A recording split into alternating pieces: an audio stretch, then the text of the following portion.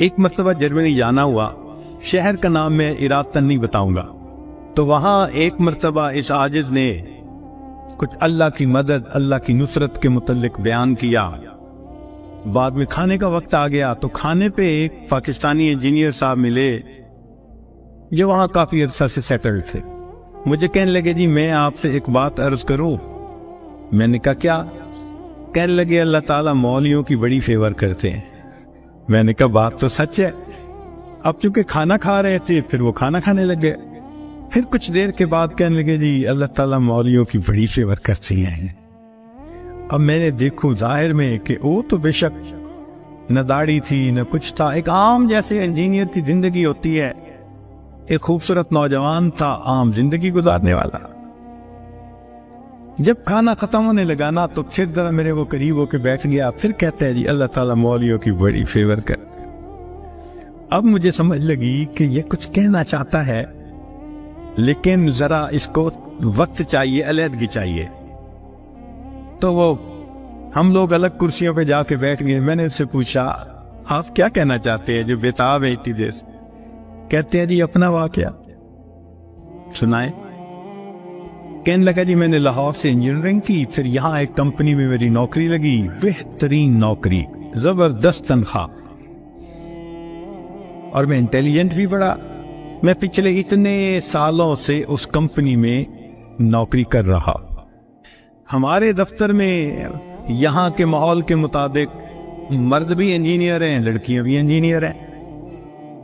تو ایک لڑکی انجینئر جرمنی کی، وہ ہماری کولیگ تھی، اتنی خوبصورت تھی کہ دیکھ کے بندہ سوچتا تھا کہ اللہ نے ایسی بھی مخلوق پیدا کی ہے، اور اس کے ساتھ ساتھ اتنی ذہین اور اتنے اچھے اخلاق والی کہ دفتر کے جتنے جوان لڑکے تھے ہر ایک وش کرتا تھا کہ میرے ساتھ اس کا تعلق جڑ جائے۔ جرمن بھی اسی کوشش میں لگے ہوئے تھے، دوسرے بھی کسی کوشش میں، مگر اس کی زندگی بڑی کلین نظر آتی تھی۔ وہ کام کی بات کرتی تھی، جو ذرا کام کی بات کے علاوہ کرتا تھا ایسا جواب دیتی تھی کہ اگلے کو جرت ہی نہیں ہوتی تھی بات کرنے کی۔ ہم لوگ دوپہر کے وقت چھٹی ہوتی تو پھر کھانا کھا لیتے تھے، کمرہ بنا ہوا تھا۔ ایک دن میں نے کھانا نہ کھایا، پھر دوسرے دن کھانا بھی نہ کھایا، تیسرے دن جب میں نے کھانا نہ کھایا تو اس نے مجھ سے پوچھ لیا کہ فلاں آج کل آپ دوپہر میں کھانا نہیں کھا رہے؟ میں نے کہا اس لیے کہ وہ میں مسلمان ہوں اور ہمارا رمضان المبارک شروع ہو گیا ہے اور میں فاسٹنگ کر رہا ہوں۔ اس نے کہا یہ کیا ہوتی ہے؟ تو میں نے بتایا روزہ کیا ہوتا ہے۔ اس کو تھوڑا انٹرسٹ فیل ہوا، کہنے لگا میرے لیے تو بہت ہی اچھا ٹاپک مل گیا۔ میں نے بھی کھول کھول کے بتایا فاسٹنگ کیا ہوتی ہے، اور اس کی انٹرسٹ کو دیکھ کے کہا اچھا میں باقی باتیں تمہیں کل بتاؤں گا۔ اگلے دن پھر میں نے اس سے کوئی بات کی، ہماری بات رمضان شریف پہ چلنی شروع ہو گئی، اور وہ بھی اس کھانے کے وقت میں کچھ دیر بیٹھ کے مجھ سے اسلام کے بارے میں کوئی بات سن لیتی۔ میری کوشش یہ تھی کہ رمضان شریف کے دوران میری بات چیت اتنی شروع ہو جائے کہ کمفرٹیبلی ہم ایک دوسرے سے کمیونیکیٹ کرنے لگ جائیں۔ جرمن لڑکے مجھے دیکھتے تو وہ مجھ سے بڑے خفا ہوتے، یہ اس کے ساتھ بیٹھ کے کیوں 10 منٹ باتیں کرتا ہے؟ بھائی جب سے ہم سے 1 منٹ بھی بات نہیں کرتی۔ خیر رمضان شریف ہونے تک مجھے اتنا اندازہ ہو گیا کہ اس کے ذہن میں اسلام کے بارے میں مزید جاننے کا بھی شوق موجود ہے۔ تو میں نے کچھ انگریزی کی کتابیں بھی اس کو منگا کے دی کہ پڑھو، اور میں تو چاہتا تھا اللہ کرے یہ مسلمان بنے، پھر تو ہمارا ہی نمبر لگے گا، کیونکہ باقی تو سارے یہاں کافر ہیں۔ بڑی میری کوشش تھی اور میں بڑے خلوص سے کوشش کر رہا تھا یہ مسلمان بن جائے۔ اللہ کی شان کہ جو باتیں میں بتا سکتا تھا میں نے بتائیں، اور کچھ باتیں اس کو میں نے کہا کہ بھئی تمہارے قریب اگر کوئی مسجد ہے، وہاں عالم ہے، تو ان سے کوسچن پوچھ لو۔ 6 مہینے اس لڑکی نے اسلام کو سٹڈی کیا، اور ایک دن آ کے وہ مجھے کہنے لگی کہ کل میں نے کلمہ پڑھ لیا ہے، اور میں نے دیکھا کہ اس نے اپنا سر بھی ڈھکا ہوا تھا۔ تو یہ اس بات کی دلیل تھی کہ یہ مسلمان بن چکی. میری تو خوشی کے انتہا نہیں تھی. میں نے عشاء کے بعد 10 رکعت شکرانے کے نفل پڑھے کہ یہ مسلمان بن گئی. میں کولیگ بھی ہوں, مسلمان بھی ہوں, اس کے پاس تو کوئی دوسری آپشن ہی نہیں ہے. تو اب میرا کام آسان ہو گیا. اب وہ جب موقع ہوتا نماز بھی پڑھتی, مگر زندگی چلتی رہی. سال میں ہمیں چھٹیاں ملتی تھیں جو اکثر وہاں کے مقامی لوگ یورپ میں ادھر ادھر بیچز پہ گزارا کرتے تھے. بات چلی کہ بھئی اس دفعہ چھٹیوں کا پروگرام کیا ہے. اس نے کہا کہ میرا ارادہ ہے کہ میں اس دفعہ ٹرکی جاؤں گی. سنیں وہاں بہت مسجدیں ہیں اور بہت علماء ہیں, میوزیمز ہیں, تو مجھے ذرا اسلام کو اور زیادہ اسٹڈی کرنے کا موقع مل جائے گا. میں نے سوچا ترکی جائے گی تو میرا کیا فائدہ. اب میں نے اس کو آئیڈیا دیا, فوڈ فار تھاٹ. ان کا تمہیں کیا پتا, اصل تو دین پاکستان میں ہے. اتنی مسجدیں ہیں, اتنے یہ علماء ہیں, اتنے فلاں ہیں.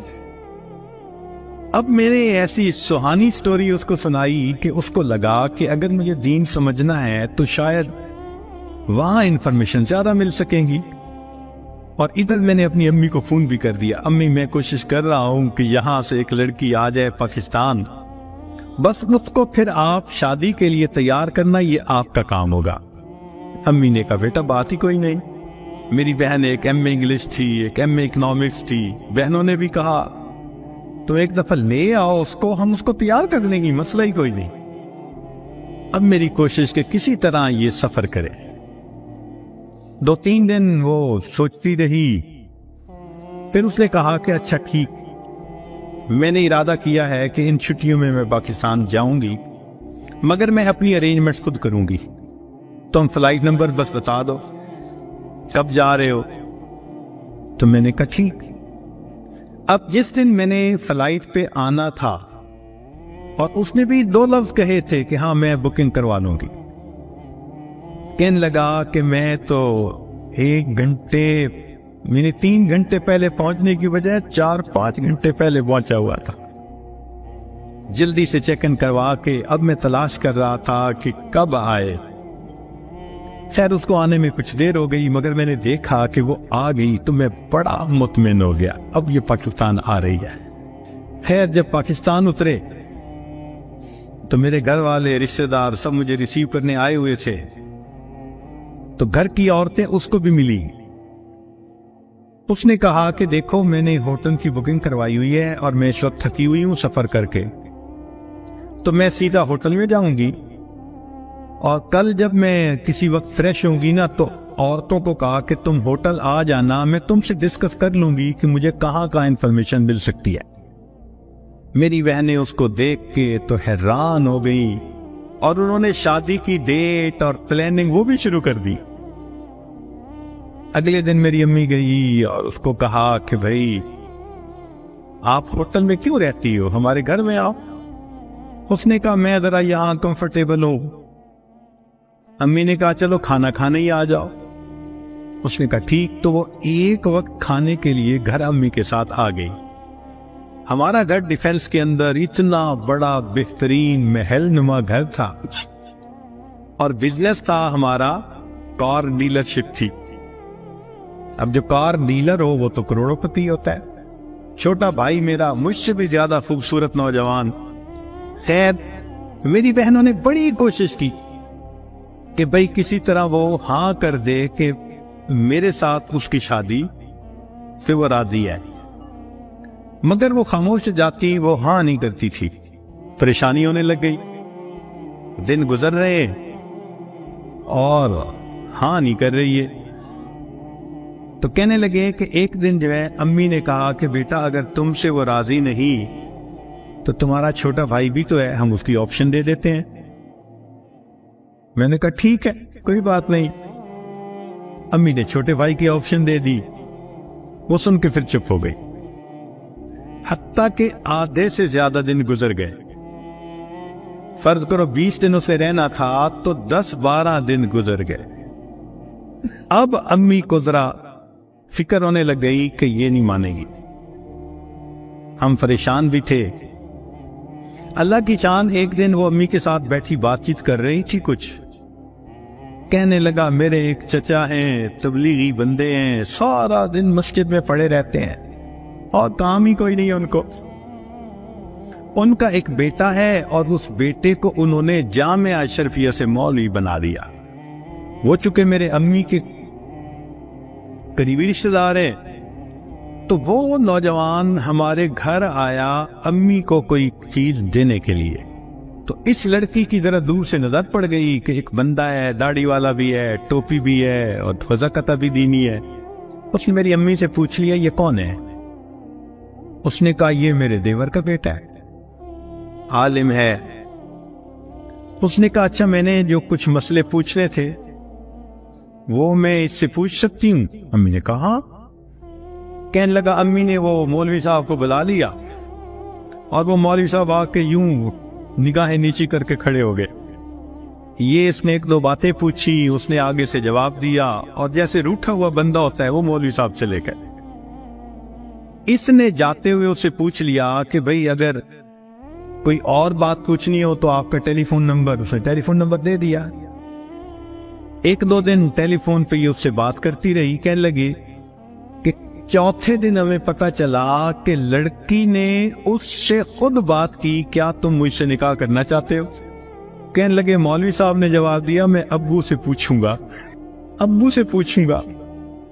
اس نے ابو سے پوچھا، ابو نے کہا کہ بیٹا ساری دنیا مسلم مومن کے لیے اس کا ملک ہے، اگر تمہارا رزق اللہ نے وہاں لکھا ہے تم دین کی نیت سے جاؤ، اللہ کے دین کا کام کرو وہاں۔ کہنے لگا لڑکے نے ہاں کر دی۔ اگلے دن اس نے کیا کیا، وہ لڑکے نے اپنے دو چار رشتہ داروں کو بلا لیا، سادگی کے ساتھ نکاح ہو گیا۔ لڑکی اس کو لے کے اسلام آباد ایمبیسی چلی گئی اور ایمبیسی میں اس نے اپنا سٹیٹس دکھایا، پورا دکھا کے کہا کہ میں آئی تھی چھٹیاں گزارنے، اس کے ساتھ میرا نکاح ہو گیا ہے، کاغذات ہوتے رہیں گے، میں نے ہے 4 دن میں واپس جانا، کیا آپ اس کا ملٹیپل ویزا لگا سکتے ہیں؟ کہنے لگے کونسلر کو اس کی پرسنالٹی، اس کی بات چیت، اس کی نوکری اتنی جسٹیفیکیشن نظر آئی، اس نے چھوٹتے ہی 5 سال کا ملٹیپل ویزا لگا دیا۔ کہنے لگا چھٹیاں ختم ہونی تھی، وہ لڑکی اپنے وہ جو مولوی صاحب خاوند تھے ان کے ساتھ چلی گئی، محنت میں نے کی، اللہ نے فیور مولوی کی کر دی۔ وَهُوَ يَتَوَلَّى الصَّالِحِينَ، وہ اللہ نیکوکاروں کا سرپرست ہے۔